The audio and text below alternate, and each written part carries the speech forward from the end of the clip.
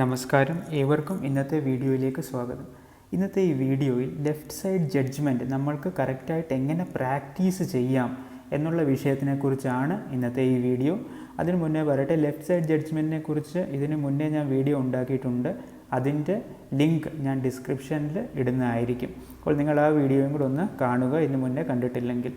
അപ്പോൾ ആ മാർക്കിംഗ് അത് വെച്ചിട്ട് നമ്മൾക്ക് റോഡിൽ ഇറങ്ങുന്നതിന് മുന്നേ തന്നെ ഗ്രൗണ്ടിലോ അല്ലെങ്കിൽ നമ്മുടെ വീടിൻ്റെ കോമ്പൗണ്ടിലോ എങ്ങനെ പ്രാക്ടീസ് ചെയ്യാം, അതുപോലെ തന്നെ നമ്മൾ ചെയ്യുന്ന മാർക്കിംഗ് കറക്റ്റായിട്ടാണോ അല്ലയോ എന്ന് നമ്മൾക്ക് സ്വയമായിട്ട് എങ്ങനെ മനസ്സിലാക്കാം എന്നുള്ള കാര്യവും കൂടെ നമ്മൾക്ക് ഈ വീഡിയോയിൽ നോക്കാം.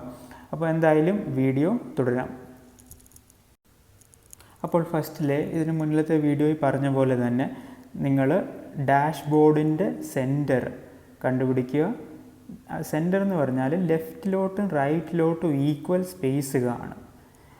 ലെഫ്റ്റിലോട്ടും റൈറ്റിലോട്ടും ഈക്വൽ സ്പേസ് കാണും. എന്നിട്ട് ആ സെൻറ്റർ പാർട്ടിൽ ഒരു മാർക്കിംഗ്, ഇതുപോലൊരു ടേപ്പോ ഒരു മാർക്കിങ്ങോ നിങ്ങൾ വെക്കുക. ഈ കാര്യം ഞാൻ ഡീറ്റെയിൽ ആയിട്ട് മറ്റൊരു വീഡിയോയിൽ പറഞ്ഞിട്ടുണ്ട്. അതിൻ്റെ ലിങ്ക് ഡിസ്ക്രിപ്ഷനിലുണ്ട്, അതിനെ നിങ്ങൾ ഒന്നുകൂടെ കാണുക. അപ്പോൾ ഈ നടുഭാഗത്ത് ഈ സെൻറ്റർ പാർട്ടിൽ ഒരു ടേപ്പ് ഒട്ടിക്കുക. അല്ലെങ്കിൽ നിങ്ങൾക്ക് ഇതുപോലെ എന്തെങ്കിലും ഒരു എയർ ഫ്രഷ്നറോ അല്ലെങ്കിൽ എന്തെങ്കിലും പ്രതിമകളോ ഇങ്ങനെ വെക്കാവുന്നതാണ്. കറക്റ്റായിട്ട് സെൻറ്റർ പാർട്ടിൽ വെക്കുക.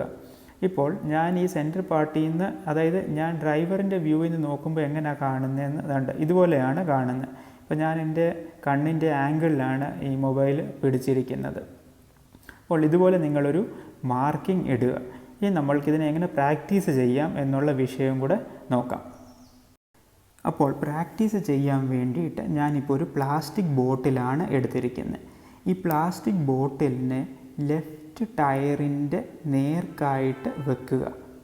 അതായത് നേരെ പോവുകയാണെങ്കിൽ ഈ പ്ലാസ്റ്റിക് ബോട്ടിലിൻ്റെ മുകളിൽ കൂടെ വേണം ലെഫ്റ്റ് വീല് കയറേണ്ടത്. അതുപോലെ നിങ്ങൾ പ്ലേസ് ചെയ്യുക, കുറച്ച് ദൂരത്തിൽ പ്ലേസ് ചെയ്യുക. കാരണം നിങ്ങൾക്ക് ഈ ബോട്ടിൽ ഡ്രൈവർ സീറ്റിൽ നിന്ന് കാണാൻ പറ്റുന്ന അത്ര ഡിസ്റ്റൻസിൽ വേണം ലെഫ്റ്റ് വീലിൻ്റെ നേർക്കായിട്ട് പ്ലേസ് ചെയ്യുക.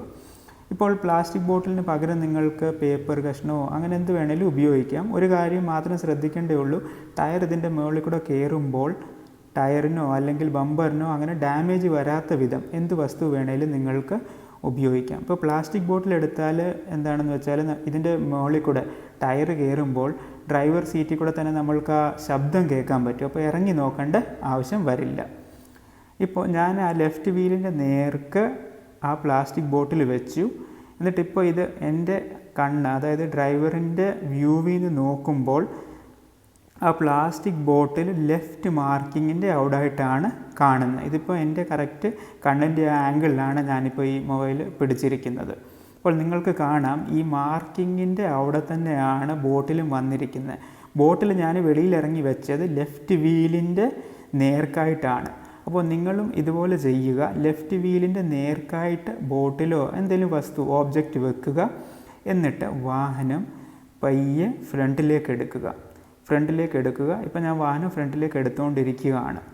അപ്പോൾ നിങ്ങൾക്ക് മനസ്സിലാക്കാൻ പറ്റും, കുറച്ചുകൂടെ ഫ്രണ്ടിലേക്ക് എടുക്കുമ്പോൾ ആ വസ്തുവിൻ്റെ മേളിൽ കൂടെ വീല് കയറുന്നോ ഇല്ലയോ എന്ന്. അപ്പോൾ വീല് കയറുവാണെങ്കിൽ നിങ്ങളുടെ ഈ മാർക്കിങ്ങിൻ്റെ നേർക്ക് ആ ബോട്ടിൽ കൊണ്ട്, അപ്പോൾ നിങ്ങൾ ഈ മാർക്കിംഗ് ഇട്ടത് കറക്റ്റ് പൊസിഷനിലാണ്.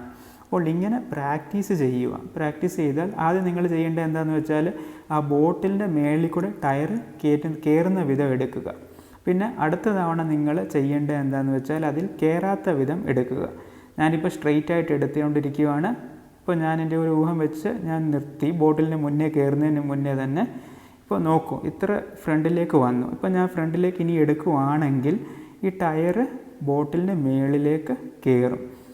അപ്പോൾ ആ മാർക്കിംഗ് ഇട്ടത് കറക്റ്റ് പൊസിഷനിലാണ്. അതായത് ആ മാർക്കിംഗ് ഇരിക്കുന്നിടത്താണ് എൻ്റെ ലെഫ്റ്റ് വീല്. അപ്പോൾ റോഡിൽ കൂടെ നമ്മൾ ഓടിക്കുമ്പോൾ ലെഫ്റ്റ് സൈഡ് തട്ടായിരിക്കാൻ വേണ്ടിയിട്ട് നമ്മൾക്കിപ്പോൾ സ്വയം മനസ്സിലായി എന്താ ചെയ്യേണ്ടതെന്ന്. ആ മാർക്കിങ്ങിൻ്റെ അവിടെയാണ് ലെഫ്റ്റ് വീല്. റോഡിൽ കൂടെ ഓടിച്ചുകൊണ്ടിരിക്കുമ്പോൾ അത് ലെഫ്റ്റ് സൈഡ് തട്ടായിരിക്കാൻ വേണ്ടിയിട്ട് എല്ലാ ഓബ്ജക്റ്റും അതിൻ്റെ റൈറ്റിലേക്ക് വെക്കുക. ഇങ്ങനെ സിമ്പിളായിട്ട് നിങ്ങൾ കുറച്ച് തവണ പ്രാക്ടീസ് ചെയ്യുക. ബോട്ടിലോ പേപ്പർ കഷ്ണോ എന്തെങ്കിലും എടുത്തിട്ട് കുറേ തവണ പ്രാക്ടീസ് ചെയ്ത് കഴിയുമ്പോൾ നിങ്ങൾക്ക് കറക്റ്റായിട്ട് ആ ഒരു ഐഡിയ കിട്ടും വാഹനത്തിൻ്റെ ലെഫ്റ്റ് വീൽ എവിടെയാണെന്ന്.